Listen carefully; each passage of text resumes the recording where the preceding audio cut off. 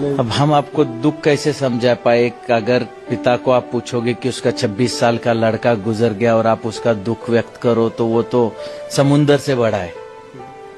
आज मैं अपने बुढ़ापे का सहारा सोच रहा था, मेरा आगे का वंशज है, मेरे अग्नि को वही आग देने वाला था, मेरे चिता को, आज वो रहा नहीं, तो मेरा तो आगे का पूरा ही खत्म हो गया ना। इनके थोड़े से इसके लिए मेरा तो आज पूरा ही खत्म हो गया।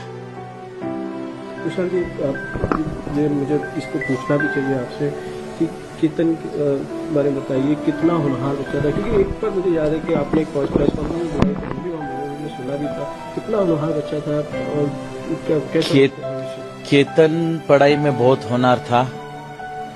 उसने यूएस बॉस्टन से बैप्सन कॉलेज से उसने एमबीए कंप्लीट किया।